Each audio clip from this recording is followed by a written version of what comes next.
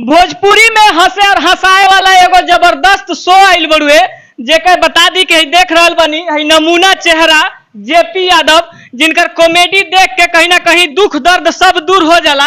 आज एगो भोजपुरी के बहुत अलग दिशा के चीज दिखा रहल बनी। सबसे पहले स्वागत बा, कैसन बनी जेपी जी? बहुत बढ़िया सब लोगों के प्यार बा। और देखी लोगन हमने के आ रहल बा यही महीना में एपिसोड आवे लगी, लगातार एपिसोड आई ये महीना से द फैमिली कॉमेडी शो के। तो देखी लोगन हिंदी में बहुत सारा शो देख ले हो हम लोगन, लेकिन जौन भोजपुरी में आ जाई नू और वो मजा कहीं ना मिली। तो बहुत बढ़िया से लगाए के मोबाइल में पूरा फैमिली के साथे बैठ के देखला काम बा, एंजॉय करे के बा द फैमिली कॉमेडी शो।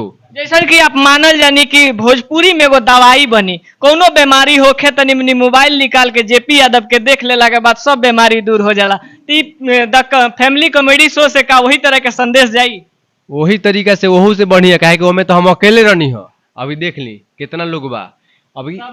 हाँ, इतना लोग के जुटावे में बहुत लोग के योगदान बा में। हमार बस इतने बा कि हम आके एजबा जुड़ गए बनी, न तो सबसे बहुत बड़ा सब कोई के योगदान बा। ब्रजेश जी बानी, अनिल बाबा पाठक बानी, बाकी सब कोई बहुत मेहनत करते है एकरा पीछे।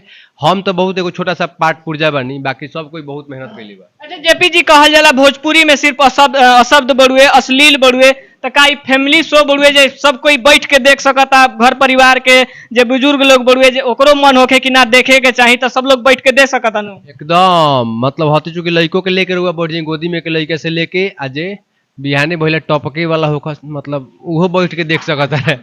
और कुछ मतलब कौनो ऐसा सीन ना आई कि लोग का मतलब हिचकिचाए के पड़ी, पूरा मजा ली, ताली बजाते, खात पियत हंसत खेलत देखते रही। अच्छा, कौन कौन कलाकार के जा मतलब शो होई का और कब कब रिलीज होई का डेट अनाउंस बड़ुए? कुछ रिलीज डेट तो अनाउंस नहीं के भइल बस, लेकिन एकदम फिक्स बा कि यही महीना से रिलीज होए के शुरू कर जी, ई गारंटी बा। अच्छा, देख सकत नहीं हमरा बीच आरू एगो कलाकार बड़ी, कहीं ना कहीं खूबसूरत अदाकारा देख रहल बनी जे कि केतली से मारा तनी जेपी जी के कॉमेडी में। सबसे पहले परिचय अपन बता दी।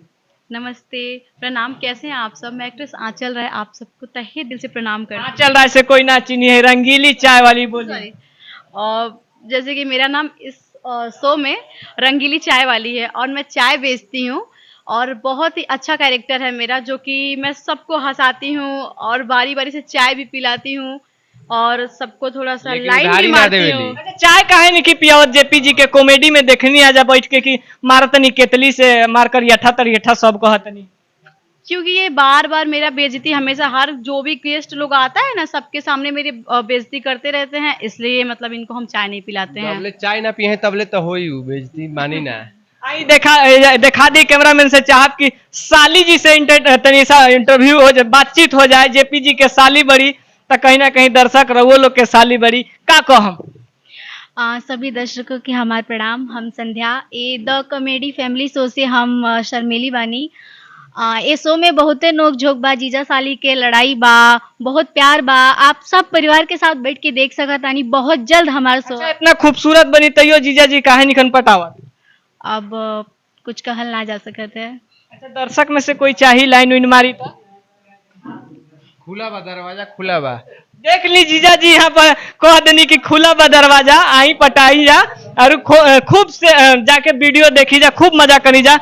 यहाँ पर देख सकत रही कि शाहरुख खान जी भी बानी। सबसे पहले ये बताई कि यहाँ आइल बनी आज कैसन लागल? भोजपुरी खाती कुछ अलग बन रहल बड़ुए, कहीं ना कहीं भोजपुरी के लोग अशब्द बोलेला, अश्लील बोलेला, लेकिन भोजपुरी में कुछ अलग बना था, का कहो? सबसे पहले जो है चैनल के माध्यम से जितने भी लोग देख रहे सभी को मेरा नमस्कार, प्रणाम, आदाब। और भोजपुरी में जो ये शो रिलीज़ की जा रही है तो सभी दर्शकों के लिए बहुत ही अच्छा एक इंटरटेनिंग का ये एक प्लेटफॉर्म है, खास करके विद फैमिली साथ बैठ करके देख सकते हैं। हमने भोजपुरी में बहुत सारे जो है कंटेंट देखा और बहुत सारे कंटेंट देखा, तो उसमें अश्लीलता पाई जाती है, मतलब डबल मीनिंग्स का ऐसा पाया जाता है, जातिवाद वगैरह होता है। लेकिन ये है कि आप फैमिली के साथ बैठ करके एक इंटरटेनमेंट का मतलब क्या होता है कि हंसना और हंसाना, तो ये हंसने हंसाने का एक ऐसा शो है जो कि द फैमिली कॉमेडी शो है और फैमिली के साथ बैठ के देख सकते हैं। चलिए, बहुत बहुत धन्यवाद। देख सकतनी कि अगर हैजा ना है कैमरा तो कहीं ना कहीं पूरा कॉमेडी बेकार बड़ुए, पूरा शो बेकार बड़ुए। का रोल बड़ुए राउर जी? सबसे पहले तो नमस्कार करता नहीं बीच न्यूज के देखे वाला सारे दर्शक लोग के नमस्कार। हमार शो बा द फैमिली कॉमेडी शो एमे हमार रोल बा मन रखने के ई मन रखनी बानी हम, लेकिन अंदर से दोसर कोनो कलाकार बानी वो बाद में रौरा पता चल जाए। पहले 2-4 गो एपिसोड देख ली ओकरा बाद पता चल जाएगी भीतर के बस है। वो अभी तक मन रख देनी दर्शक के बता न दी। हाँ तो मन तो रखेली हम, जितना गेस्ट लोग आवेली ओकनी के हम रखेली मन। बाकी रउआ देखम शो देखम आगे तो सारा कुछ पता चल जाए। आपके देखा नहीं इधर भी 2 कलाकार बनी जा, हस्बैंड वाइफ के बहुत बेहतरीन ढंग से कहीं ना कहीं कैरेक्टर निभावत नहीं जा। सबसे पहले स्वागत बा, कैसन बानी जी? आपके चैनल में जितना लोग देखा था हमरे के वो सबके नमस्कार करते नहीं, आपके भी नमस्कार करते नहीं। आप कैसन बानी? मैं अच्छी हूँ, सब दर्शकगणों को मैं नमस्कार बोलती हूँ। अच्छा ये बताई कि हस्बैंड के झाड़ू से मारल ठीक बात बा?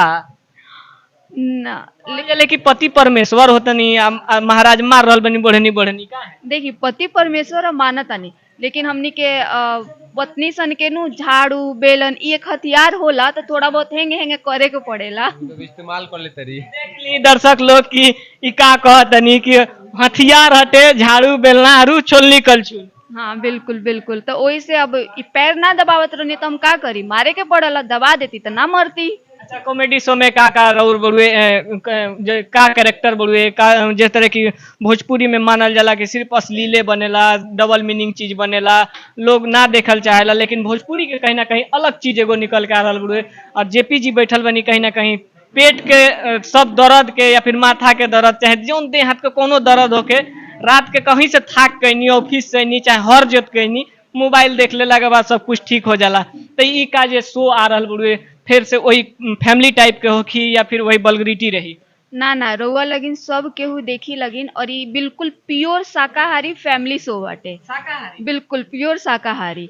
और हमरा ख्याल से भोजपुरी में ही पहला ऐसा शो बाटे और पहला स्टेज ऐसा मतलब बाटे। और अगर आप लोग के प्यार आशीर्वाद रही तो बहुत आगे जाएम सन, और ये लगातार फिर बरसों बरसों चलत रही। वैसे भी यूट्यूब पे छोटा मोटा बहुत वीडियो के देखे के मिलेला जो हम फैमिली के साथ नहीं देख सकत, चाहे आवाज कम करके देखे के पड़ेला। अगर अच्छा भी लागेला तो कॉमेडी शो बहुत सारे लोग बनावता छोटा छोटा कॉमेडी, लेकिन हमनी के कॉमेडी रहो लेकिन फैमिली के साथ बैठ के देख सकता नहीं, बहुत मजा आई। चलते चलते जेपी जी का संदेश दे? भोजपुरी में तो बहुत चीज बनेला, कॉमेडी भी बनेला, तो कहीं ना कहीं अश्लील शब्द के ओमे यूज होला, माई बहन के गाड़ी देवल जाला, लेकिन रउआ एक अलग पहल के लिए बनी का वह सब चीज रही या फिर एकदम साफ सुथरा रही? भोजपुरी खातिर का संदेश दे? भोजपुरी खातिर हमनी का संदेश देम सन, भोजपुरी हमनी के संदेश देले बा तो हमनी काम शुरू कैले बनी सर कि हाँ फैमिली कॉमेडी शो, फैमिली के जब तक ना जोड़ल जाई तब तक भोजपुरी एगो लेवल तक ना पहुंची। इंडिविजुअली कोई कुछ नहीं कर सकत, तो सब फैमिली जब इकट्ठा होई ऑटोमेटिक हाथ से हाथ जुड़ाई और भोजपुरी एकदम पहाड़ पर फिर अपना जगह पर आ जाई। तो ये संदेश रही कि लोगन एक बार कोशिश के मुकाम तक पहुंचाई लोगन और देखी लोगन द फैमिली कॉमेडी शो हमेशा हमेशा आवत रही और वो एंटरटेन होत रहे। कहाँ देखे के मेरे दर्शक के कौन सा चैनल पर? चैनल के नाम भी बता दी, कब तक रिलीज हुई वो लमसम डेट एगो? बस ये महीना के आखिरी तक रिलीज हो जाई और चैनल के नाम यही से द फैमिली कॉमेडी शो मारी नो ना जेपी यादव मान लो आइए जाई कहूँ आइए जाई घूम फिर के खाली देखे के तो शुरू करी यूट्यूब फेसबुक जहाँ तहाँ भेटाइए जाई चाहे भेटाई। हाँ बहुत बहुत धन्यवाद। आप देख रहा रही कि अभी हमनी के बीच द फैमिली कॉमेडी शो के तमाम कलाकार जो कि भोजपुरी खातिर एक अलग लेवल कहीं ना कहीं बने वाला बड़ुए और देख सकते हैं कि भोजपुरी के एक अलग चीज बने जा रहा बड़ुए। जेपी यादव के हमेशा आप लोग कॉमेडी के माध्यम से तो देखबे करीनी। आप लोग ये वीडियो के बारे में क्या सोचा था नहीं अपन राय कमेंट बॉक्स में जरूर दी। फिर मिलब कोई और खबर के साथ, तब तक खातिर जय हिंद।